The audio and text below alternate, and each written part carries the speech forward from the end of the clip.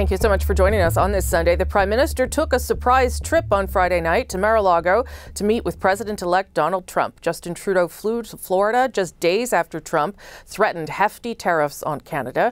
Trump described the meeting as, quote, very productive, saying the two discussed fentanyl and the drug crisis, illegal immigration, and Canada-U.S. trade. Public Safety Minister Dominic LeBlanc was part of the group that went to visit Trump at Mar-a-Lago, and he joins me live this morning. Minister LeBlanc, nice to see you. Hi, Rosemary. Good morning. Do you have a sense of how this meeting came together so quickly? My understanding is, Rosemary, when the Prime Minister spoke to Mr. Trump on Monday evening, 6 days ago, he said that it would be good if they had a chance to get together before the inauguration.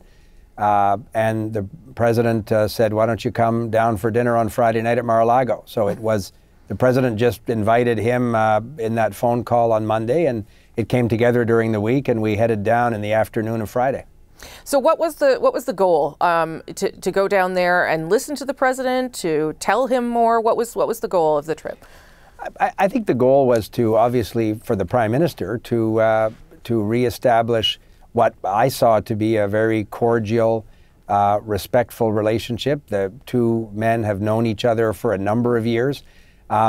It was a warm sort of social evening as well. The President talked to us about Mar-a-Lago, told stories about the election campaign. The Prime Minister and he discussed challenges around the world. The President asked a lot of questions of the Prime Minister about different world leaders or different circumstances around the world. So that was important.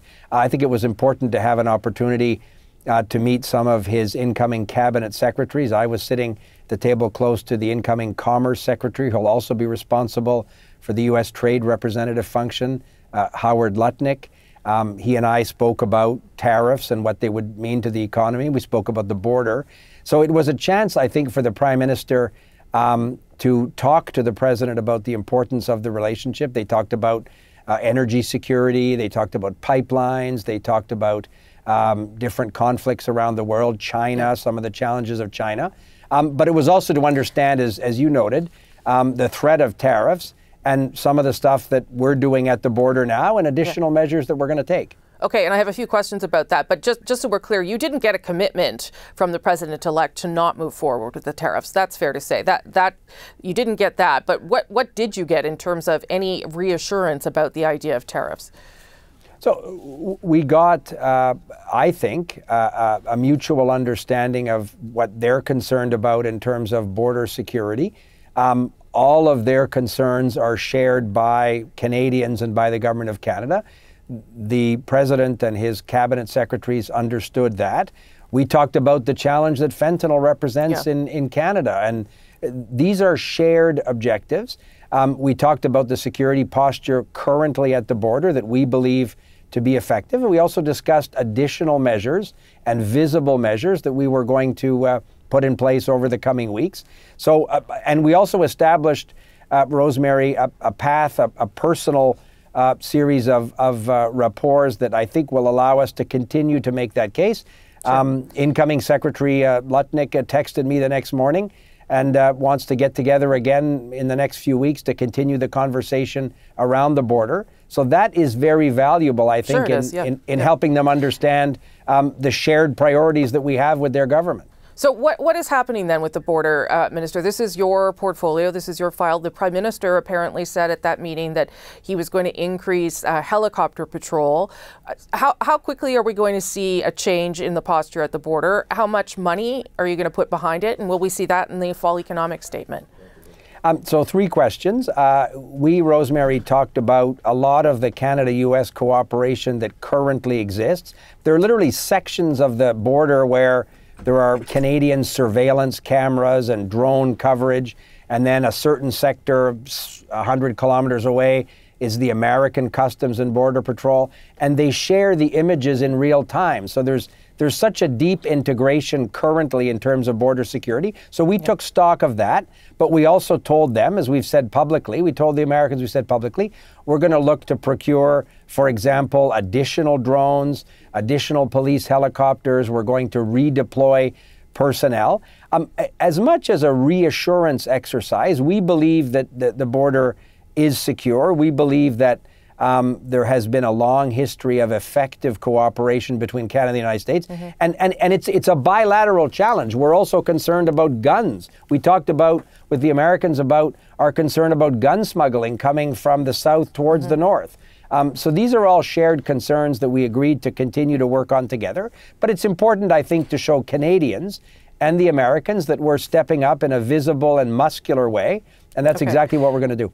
And the money for that is forthcoming. Is that fair to say? Well, yeah, there's already hundreds and hundreds of millions of dollars spent, but we're going to take additional measures, and I'll have more to say with the Minister of Finance in the coming days or weeks. Okay. Keystone XL, I understand, was also something the Prime Minister himself brought up to the President-elect, knowing that he was previously in favor of the project. Did you get the sense now that that is possibly back on the table? So we discussed that. We told President Trump and his new energy czar, the governor of North Dakota, who will be the Interior Secretary, about our government's role in getting the Trans Mountain pipeline completed. They weren't very familiar with what we'd done there. And then, as you said, the Prime Minister raised the Keystone pipeline. I think that the discussion was, President Trump talked about how disappointed he was that his successor had canceled the approvals. The issue is there currently a business case with TransCanada Energy? So I think that's the work that remains to be done. But I'm optimistic, again, that he understands the energy security needs of the United States can be considerably met by a close partnership with Canada. There's over 70 pipelines, Rosemary, that cross that the Canada-U.S. border now. So the 71st one isn't going to be that dramatic, but it can be very valuable both for the Canadian industry, but also for the energy security of the United States. I mean, it was certainly important, as you point out, to have the meeting, the dinner, to get in front of these people and to develop these relationships.